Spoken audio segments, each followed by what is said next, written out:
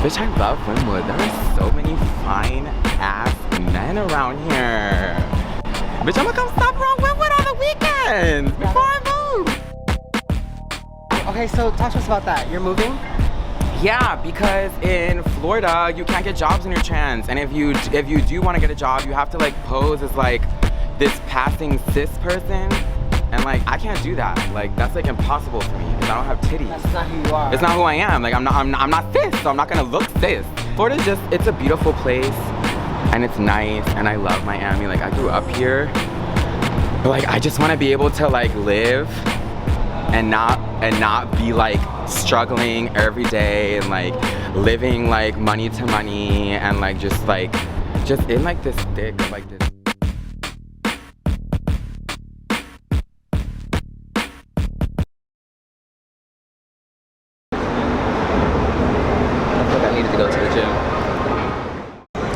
Well, today I'm supposed to be going to the Gay 8 Festival.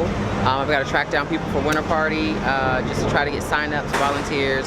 That's like the main purpose. So, yeah, that's pretty much why I came back here today on Sunday. So one of the outreach things that we do is we actually, you know, get out in the community at these major events just to try to get people to sign up. I believe it's about 500 volunteers that they actually need to properly run the organization the way that it needs to, and it is all nonprofit as well. For me, it's so important to volunteer because it's just a way to kind of give back to my community. It's a way to, you know, be grateful for the resources that we have, like being able to get tested for STDs, HIV for free, and care, you know, at care resources, places like that. All those organizations are huge networks in the gay industry, and when we do these big events like Winter Party, things like that, those are all events that give back to our community so that we can continue to have access to the resources that we do have. Oops.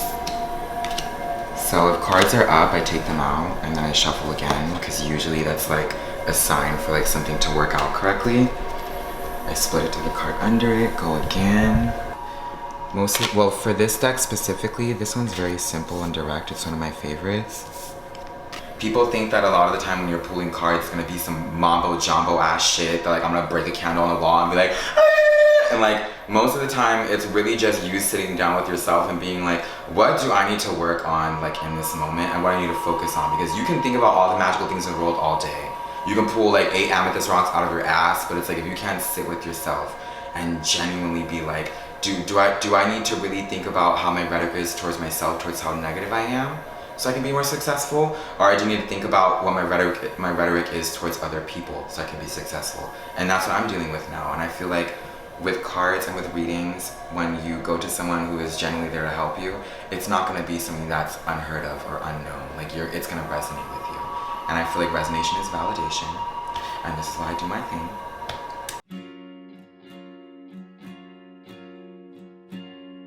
Malcolm X said it best. You want to hide something from a nigga, put it in a book, because we don't read. And I think education is extremely important. And so many people tell me in so many different spaces, and they say, for a black trans woman, you really know how to articulate yourself. And I'm like, what does that even mean? That used to offend me because a lot of the girls don't know how to articulate themselves because just like me, they left home at 15. Reading was just always a passion of mine. So any spaces I occupy, I try to absorb as much knowledge as I could, and then I just use it in my day-to-day. I get excited about words like loquacious. If I say you're very loquacious, you assume that that's my little cousin, but it just means you're very talkative, right? So word porn, I love words. I feel like a lot of the times, like, people think that when you're dealing with homelessness or you're doing stuff like that, that you have so much to do in the day, that you spend so much time like trying not to be homeless, which is like, it's kind of like the opposite sometimes. Like, I feel like a lot of the time when you are dealing with homelessness, like, you've already gone through like you not being able to hold a job for a certain amount of reasons, and you've already exhausted like your family options. So I feel like a lot of like homelessness is isolation, and I feel like that's a lot of like what I deal with. Like during the day, I try not to make myself over easily, or like just like be hopeful for my future. I'm trying to move to California in 2 months. So why California? Well, they're having like our rights under discussion in the Supreme Court right now on whether or not you can fire based off of gender, and like it's a targeting transgender law. So like the East Coast is the first place to go whenever anybody loses anything. And I don't want to be here, like, I can't get a job already now. I don't want to be here when I can't get a job and people can fire me for whatever fucking reason. I just sent an email over actually to my director to see if there was anything specifically set up, like a specific meet point. And then I've hit up a few of my friends to see if they were going and what's going on. But other than that, I'm riding solo. Get me a drink and walk around, mingle, network, connect, and go. What do you hope to gain from this, from like volunteering at these places? I don't really have a motive. Like, there's no motive or objective behind me going out and helping where I can. I mean, yeah, there's no motive there. There's just me generally wanting to help out and, you know, educate and provide opportunities.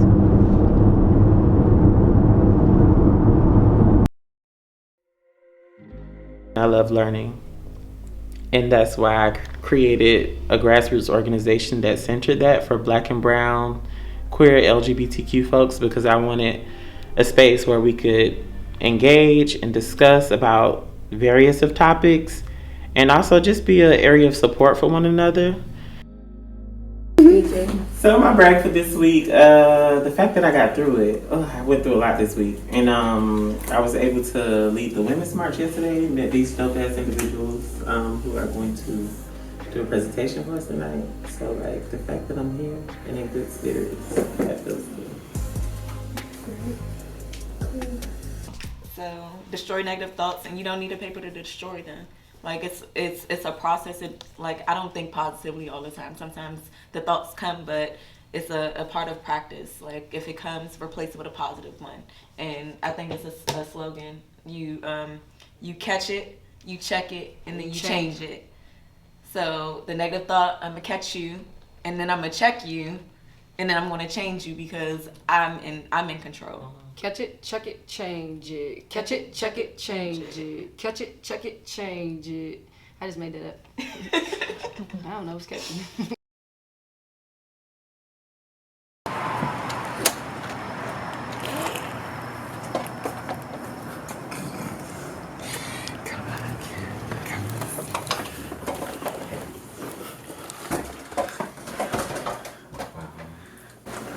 Welcome to my crib. I'm just doing all of my skincare. Fun fact, I like replace, because I'm not a normal replacement therapy, so I like replace it with skincare. So this is like my morning stuff. And then I got like a whole bunch of other night shit, but I live for skincare. So, can't believe that movie. That shit's crazy. Like when I think about it, like 3 years ago, like I just moved to New York. And like now I'm moving to California. Like I'm just a fucking city conqueror. Or a failure junkie, I don't know. I'm just kidding. But it's just wild, like to think about it. Like I feel like at a certain point in like your adulthood, you stop like dumbing yourself down because it's just like you just can't anymore. Like it's like impossible. And I feel like I'm having one of those moments because I'm like, bitch, like you've done a lot, dude. Like you've done a lot. Like for myself, like for my relationships, for my future. And I feel like I'm having like a big like full circle moment of just like, bitch, you did that.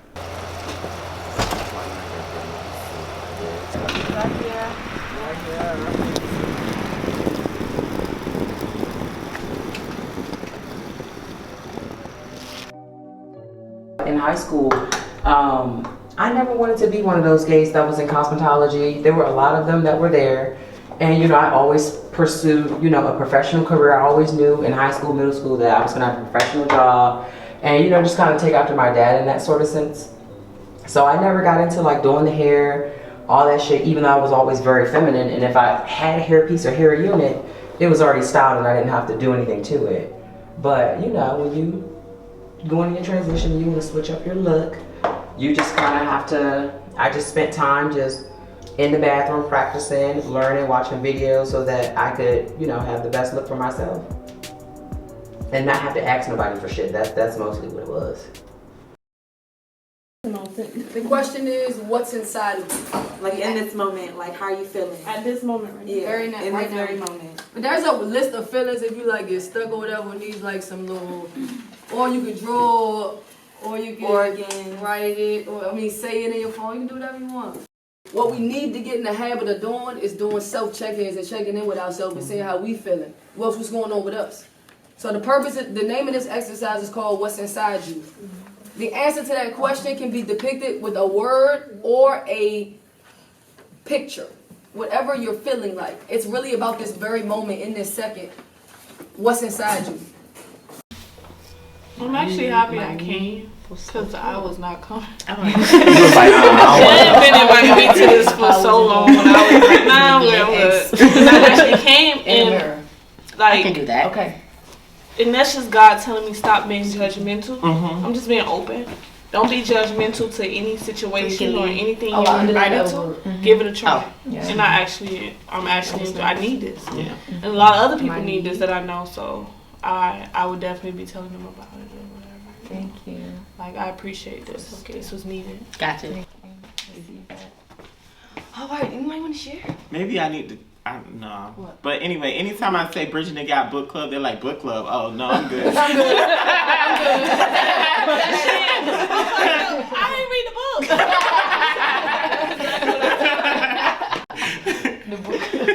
book. Now seat me to eat in front of my enemies. I feel so like, right now. I feel crazy.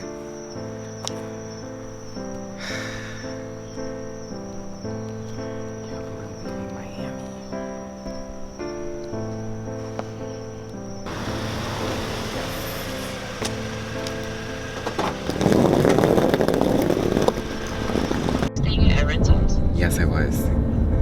I just left there as I said goodbye. I just like it's my time to leave. Like, it's my time to go. Yes,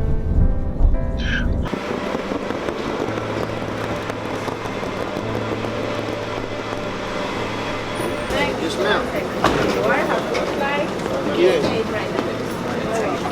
Next passenger, please. Out of here. Fucking ready. I don't even care that I paid that $75 to get my whole bag in there because all my shit's there, and when I land, I'ma look good. This is so crazy that I'm fucking moving out of this shithole. Suck my ass. Boarding begins at 5:25. Wow. G12. This is it. The end. Any last words? Any last words?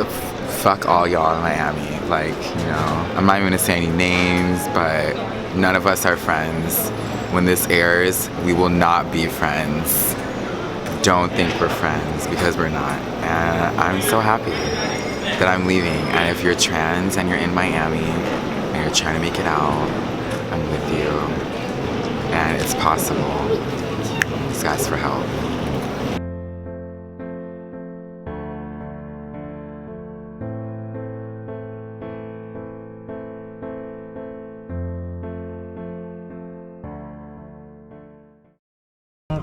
Oh, so basically what they were working on prior was trying to see if they can get a stand set up just to people, for people to go over. But I guess with everything moving and happening, it didn't happen. So I'm just gonna, I guess, just go and check it out at this point.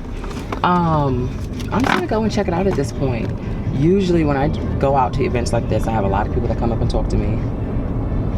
And this is why I normally have my son David with me, because I'm not an extrovert. I don't think that I am anyway. I'm very outgoing, but as far as like going up to talk to somebody, like that's a struggle for me. I don't know. They all think I'm Dominican. I don't know why. Yeah, I just got that little dark chocolate look. Loud. Mira! ¿Qué pasa? No! No!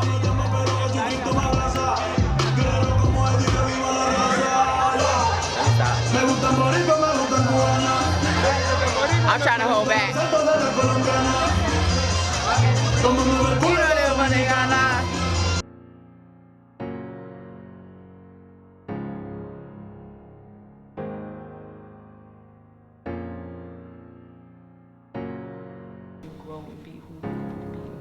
We're all on a journey. And so I think Trust your journey. I also love this because also it like how we end BTG every week that we meet. Like we end with affirm me. So we affirm the person to our left or right of us before we leave. And how important that is. Not to only affirm other people but for yourself. My affirmation says, I am fiercely walking in my truth, living proof of what love looks like unconditionally. I am love, I am accountability, I am correction, I am a way of a new direction.